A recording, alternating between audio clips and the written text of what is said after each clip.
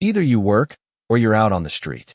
My daughter said it without raising her voice, as if she were reminding me to take out the trash or turn off the lights before bed. I remember the way her fork stayed perfectly balanced in her hand, the way she didn't even look up from her plate when she said it, like the words didn't carry any weight at all. I didn't answer right away. I just sat there at the dining table I had set myself that evening, the same table where I had served dinners for over 40 years, where birthdays were celebrated, where my husband used to sit at the head and tell stories that made us all laugh. Now his chair was empty, and somehow, in less than 2 weeks, everything else felt empty too. I folded my napkin slowly and placed it beside my plate. My hands didn't shake. That was the strange part. I thought they would. I thought I would feel something louder, anger, grief, anything. But all I felt was a quiet stillness, like the moment before a storm that never quite arrives. I see, I said, my voice softer than I expected. Lauren finally glanced at me then, just for a second, as if checking whether I understood the terms she had just laid out. There was no cruelty in her face, not in the way people expect. No raised eyebrows, no sharp tone, just certainty. That was worse. I pushed my chair back gently, careful not to let it scrape too loudly against the hardwood floor my husband had installed himself 20 years ago. Every inch of this house carried his fingerprints, his decisions, his quiet pride. And yet, somehow, I was the one being told I no longer belonged in it. I stood up, smoothing down the front of my sweater, the same navy one I had worn to his funeral just days before. Lauren didn't stop me. She didn't ask where I was going or if I needed help. She simply returned to her meal, as if the conversation had already ended the moment she spoke. I walked to the kitchen, rinsed my plate, and set it carefully in the drying rack. The water ran a little longer than it needed to. I watched it swirl down the drain, listening to the sound because it was easier than listening to the silence behind me. When I turned it off, the house felt different. Not louder, not quieter, just unfamiliar. Like I had stepped into someone else's life without noticing when the change happened. I dried my hands, folded the towel neatly, and hung it back in place. Then I picked up my purse from the counter. I didn't pack a suitcase. I didn't argue. I didn't remind her that this had been my home long before it ever felt like hers. Instead, I walked past the dining room one last time, past the empty chair, past my daughter who no longer looked at me, and toward the front door. My hand rested on the knob for a moment longer than necessary. Not because I was hesitating, but because I was remembering. And then I opened it, stepped outside into the cool evening air, and closed the door behind me without a sound. The next morning, I went to the bank. I did not go back that night. I did not call anyone. I did not sit in my car and cry the way people might expect. Instead, I drove slowly through streets I had known for decades, past the grocery store where I used to shop every Sunday morning, past the small park where my husband once taught our daughter how to ride a bicycle, past the church where we had sat side by side for nearly 40 years. Everything looked the same, and yet none of it felt like it belonged to me anymore. I spent the night in a modest hotel just off the highway, the kind with thin walls and a coffee maker that hummed too loudly in the morning. I slept in my clothes, not because I was afraid, but because I did not feel settled enough to change. When the sun came through the curtains, I opened my eyes and for a moment, I forgot where I was. Then it came back to me, not like a shock, but like a quiet realization that had been waiting patiently. I sat up slowly, placed my feet on the carpet, and took a breath that felt heavier than it should have. At 72 years old, I had just spent my first night outside the home I thought I would grow old in. And yet, I did not feel broken. I felt awake. I got dressed, smoothing out the same navy sweater, and tied my hair back the way I always had, simple and neat. There was comfort in routine, even when everything else had shifted. I poured a cup of coffee from the small machine, took one sip, and left the rest untouched. It was not the kind of coffee I liked, but that did not matter. Nothing about that morning was meant to be comfortable. I picked up my purse, checked that everything was in place, and walked out without looking back at the room number. The bank opened at 9 o'clock. I arrived at 8:45 and sat in my car, hands resting calmly in my lap. I watched as people came and went, some in a hurry, some distracted, all of them carrying on with lives that had not been interrupted overnight. I wondered how many of them understood how quickly everything could change, how a single sentence spoken over dinner could redraw the entire map of your life. When the doors opened, I stepped inside. The air was cool, the floor polished, the space quiet in a way that felt controlled, almost reassuring. A young woman greeted me with a practiced smile and asked how she could help. I returned the smile, just enough to be polite, and told her I needed to review my accounts. My voice did not tremble. That surprised me too. She guided me to a desk, asked for identification, and began typing. I watched her fingers move across the keyboard, efficient and unaware of the weight behind what I was about to do. Numbers appeared on the screen, neat and organized, representing years of careful planning, of decisions made alongside a man who believed in stability, in preparation, in making sure I would be taken care of no matter what. My husband had never been a man of many words, but he had been a man of quiet action. As I sat there, I realized something that settled deep into my chest, steady and undeniable. I was not as unprepared as my daughter believed. I had simply never needed to prove it before. I leaned forward slightly, meeting the young woman's eyes, and asked a simple question about access, about authorization, about the details that most people overlook until it is too late. She answered carefully, unaware that each word was fitting into a much larger picture. I nodded once, thanked her, and requested copies of everything. Paper has a way of making things real. As the printer hummed softly behind us, I felt something shift inside me. Not anger, not sadness, but clarity. The kind that does not rush, does not demand attention, but stays steady and unshakable. When she handed me the documents, I placed them neatly into my purse, stood up, and adjusted the strap on my shoulder. "Is there anything else I can help you with today?" she asked. I paused for just a second, then shook my head. "No," I said calmly. "You already have." And for the first time since the night before, I allowed myself the smallest hint of a smile, not because anything had been fixed, but because I finally understood something my daughter did not. I had walked out of that house with nothing in my hands, but I had not left empty. By the time I stepped out of the bank, the morning had settled into something quiet and ordinary, but nothing inside me felt ordinary anymore. I walked to my car without rushing, placed my purse carefully on the passenger seat, and sat there for a moment with both hands resting on the steering wheel. The documents inside my bag felt heavier than paper should, not because of their weight, but because of what they represented. For years, I had trusted that everything in my life was exactly where it needed to be. My husband had handled most of the financial decisions, not because I could not, but because we had built a rhythm that worked for us. He would explain things when needed, always with patience, always making sure I understood enough to feel secure. I used to think that was enough. That feeling secure meant I was safe. Now, sitting in that parking lot, I realized security and control were not the same thing. And for the first time in a very long time, I needed control. I started the engine, but I did not drive right away. Instead, I opened my purse, took out the documents, and looked at them again, slowly, line by line. Names, account numbers, signatures, conditions. Some of it I remembered, some of it I did not. But one detail stood out, something small that most people would overlook if they were not paying close attention. A clause. Quietly written, easy to ignore, but very clear once you saw it. My husband had never been careless. He had planned things in a way that only someone who expected the unexpected would. I closed the folder and placed it back into my purse with deliberate care. The air inside the car felt different now, steadier, as if something had settled into place. I drove back toward the house, not because I intended to go inside, but because I needed to see it again with clear eyes. The neighborhood looked the same as it always had. Well-kept lawns, familiar driveways, neighbors who waved out of habit more than curiosity. When I turned onto our street, I slowed down without meaning to. The house stood there exactly as I had left it, unchanged, quiet, almost indifferent. From the outside, nothing suggested that anything inside had shifted overnight. I parked across the street and sat there, watching. Curtains drawn just enough to suggest someone was home. My daughter's car in the driveway. Everything in its place.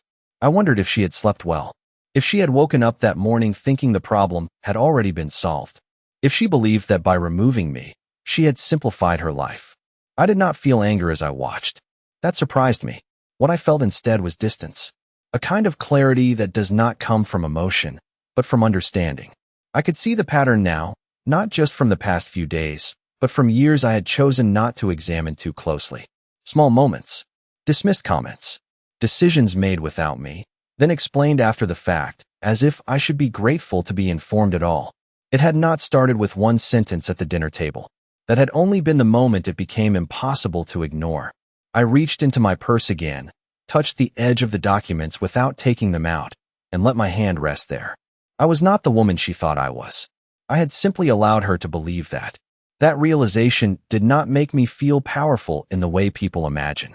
It made me feel calm, certain. I started the car again and pulled away from the curb without looking back in the mirror. There was nothing behind me that needed to be revisited in that moment. What mattered now was not what had been said or even what had been taken from me, but what had always been there, waiting quietly until I chose to see it. And now that I had seen it, I was not going to pretend otherwise. Not anymore. There are things you remember clearly, and then there are things you only understand much later, when the pieces finally settle into place. As I drove away from the house that morning, I found myself thinking about moments that once felt small, almost forgettable, but now stood out with a quiet sharpness. Lauren had not always spoken to me the way she did the night before. There was a time when her voice carried warmth, when she would call just to ask how I was doing, when she still saw me as something more than a responsibility to manage.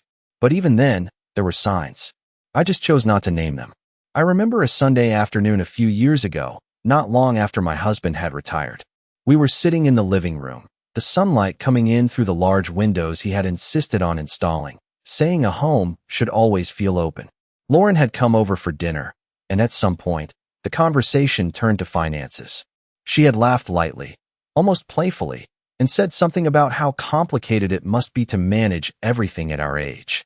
I had smiled, thinking she was making conversation, but my husband had gone quiet for a moment before responding. Not defensive, not upset, just thoughtful. Later that evening, after she had left, he sat beside me at the kitchen table and explained a few things about our accounts, things he had never felt the need to go over in detail before.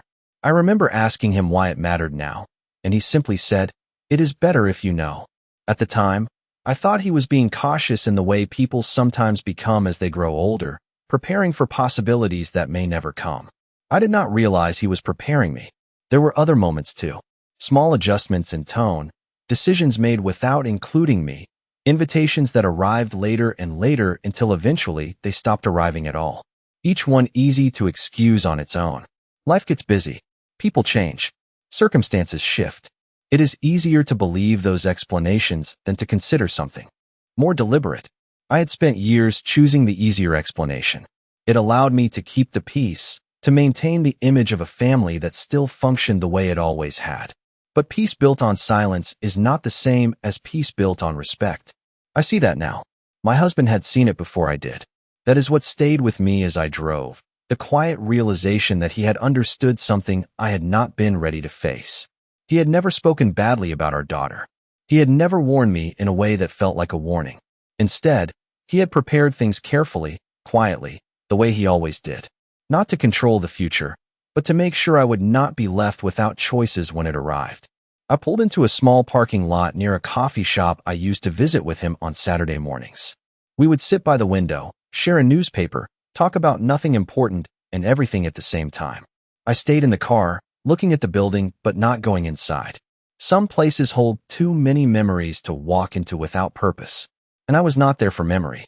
I was there because I finally understood that what I had lost was not just a home, or even a sense of belonging. What I had lost was the illusion that things would remain the same simply because I wanted them to. I reached into my purse again, feeling the edge of the documents, and this time I took them out, resting them on my lap. My name was there, clear and undeniable. Not as a detail, not as an afterthought, but as the center of something that had been built with intention. I traced the line with my finger, not because I needed to confirm it, but because I needed to feel it. Real. Steady. Mine. For years, I had been living inside a life that felt secure because someone else had made sure it was.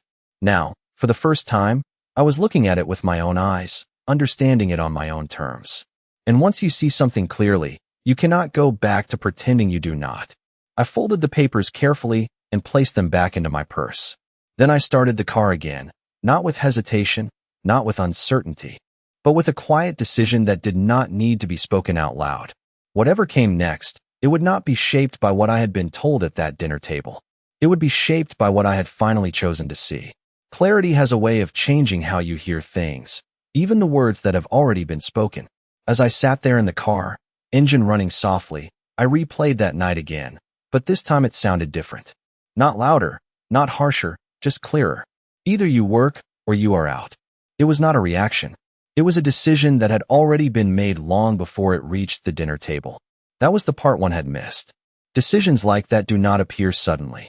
They build quietly, in conversations you are not part of, in plans you are never told about. And once I allowed myself to see that, other pieces began to fall into place. The way Lauren had insisted on handling certain bills over the past year. The way she had asked casual questions about account access, about ownership, about what would happen if something ever changed. At the time, I had answered without hesitation. She was my daughter. There was no reason not to trust her. Now, those same questions sounded different in my memory. Not curious, not concerned, calculated. I reached into my purse again, pulling out the documents once more, but this time I focused on the smaller details, the parts most people skim past. Dates, signatures, conditions attached to transfers that had not yet happened, but were clearly anticipated. My husband had not just prepared for his absence. He had prepared for a situation where I might be pushed aside, not in fear, but in understanding. That realization settled over me slowly, like something that had always been there, waiting for me to catch up to it. I leaned back in my seat, letting the weight of that truth rest without resisting it. For years, I had believed that love within a family was enough to keep things intact, that if you gave enough, supported enough, stayed patient enough, things would remain balanced. But balance requires mutual care.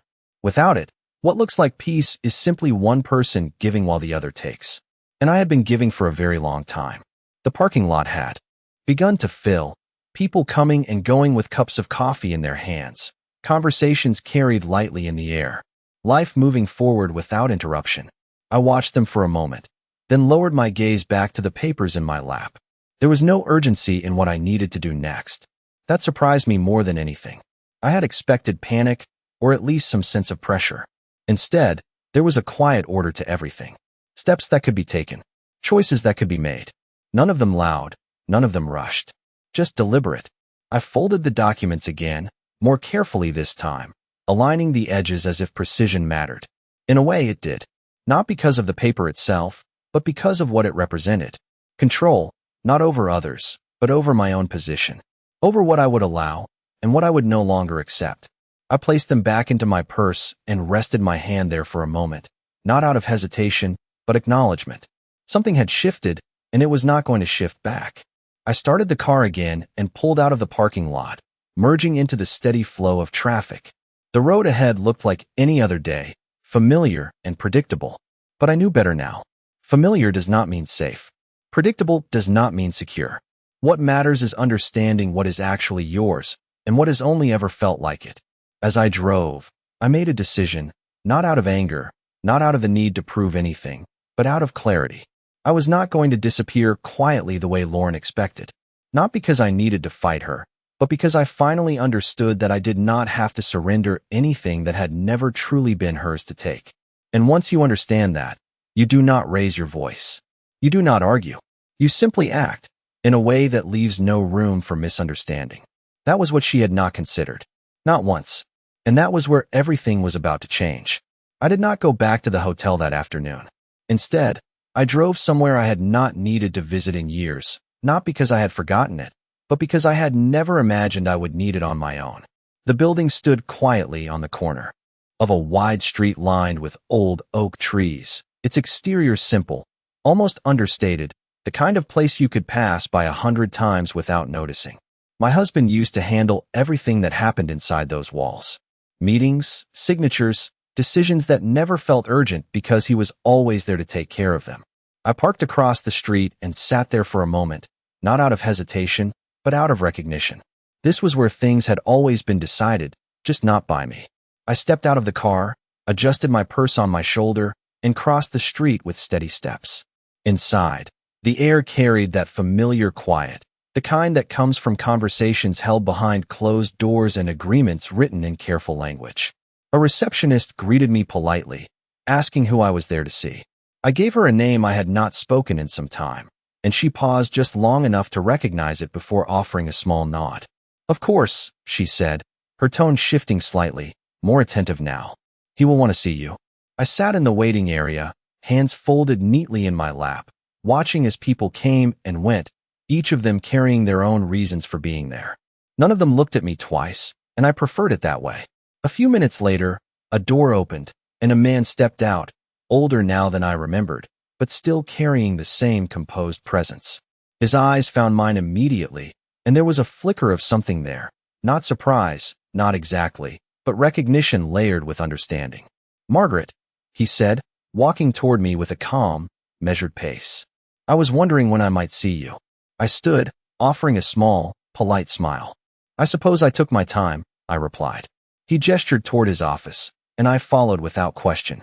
The room had not changed much.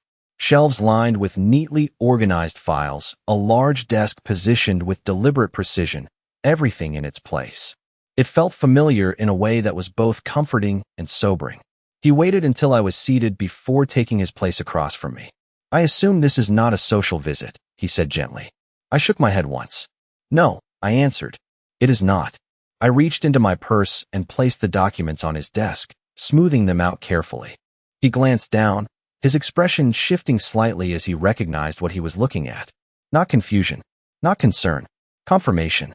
He leaned back in his chair, folding his hands together, and studied me for a moment longer than most people would have.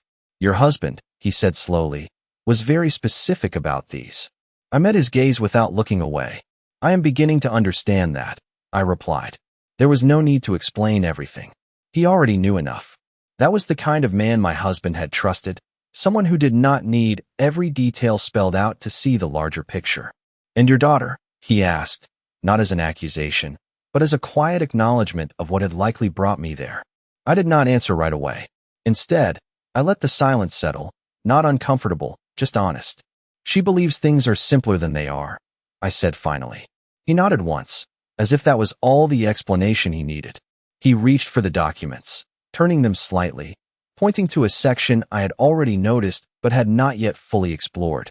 "These provisions," he said, tapping lightly on the page, "were not included by accident." I followed his gesture, my eyes tracing the lines again, this time with a clearer understanding of what they meant. Not just protection, structure, conditions that shifted everything depending on how they were met or not met. He wanted to make sure, the man continued, that you would always have control over what is yours. Not just in theory, but in practice. I felt something settle inside me then. Not relief, not exactly, but certainty. The kind that does not ask for reassurance because it no longer needs it. "And if those conditions are not respected?" I asked quietly. He did not hesitate. "Then the outcome changes," he said. "Simple, direct, final." I nodded once, taking that in, not as a possibility, but as something already set in motion. Because it was. I had already seen enough to know where this was going.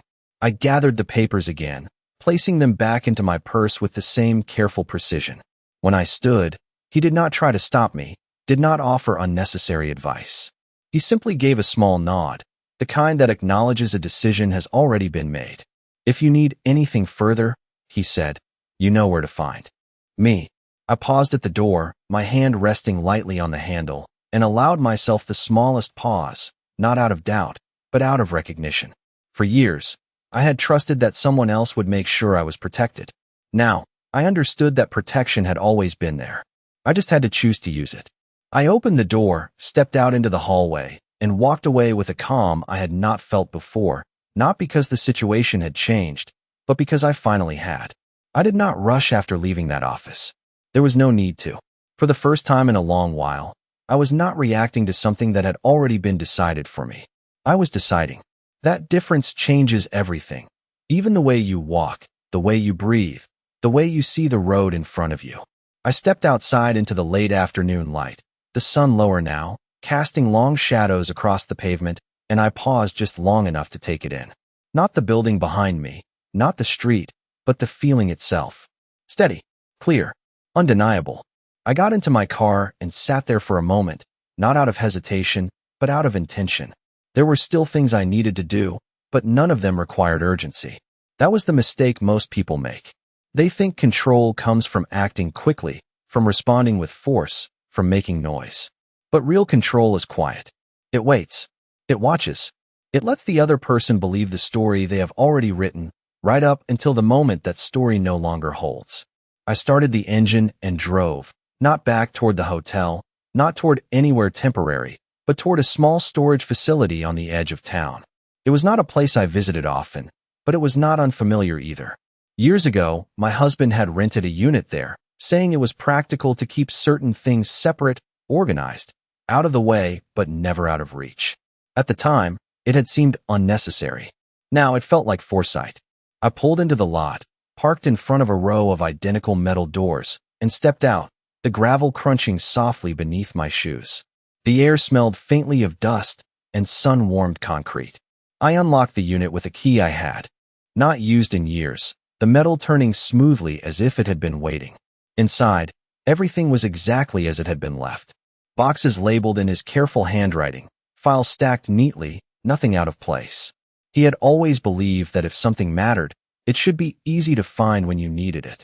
I stepped inside and closed the door behind me, shutting out the outside world, leaving only the quiet order he had created. I moved slowly, not searching randomly, but following a memory I had not realized I still carried.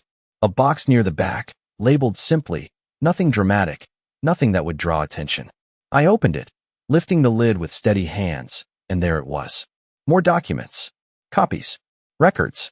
Not hidden, not secret, just stored where they would not be disturbed. I knelt there for a moment, flipping through them one by one, each page confirming what I already knew, what I had begun to understand earlier that day. My name. My authority. Conditions that did not depend on anyone else's approval. It was not about taking anything from anyone. It was about making sure nothing could be taken from me. I sat back slightly, letting the papers rest in my hands, and allowed myself a brief moment of stillness. Not to question, not to doubt, just to acknowledge. I had not been left unprotected. I had simply not needed to see it before. I gathered what I needed, closing the box again with the same care it had been opened, and stood up, brushing a bit of dust from my hands. When I stepped back outside, the light had shifted again, softer now, the day beginning to settle into evening. I locked the unit and returned the key to my purse, feeling its weight settle alongside everything else I now carried. As I walked back to my car, I realized something that might have unsettled me before, but now only confirmed what I already knew. Lauren believed she had reached the end of something. A decision made. A path cleared. But she had only seen one version of the story.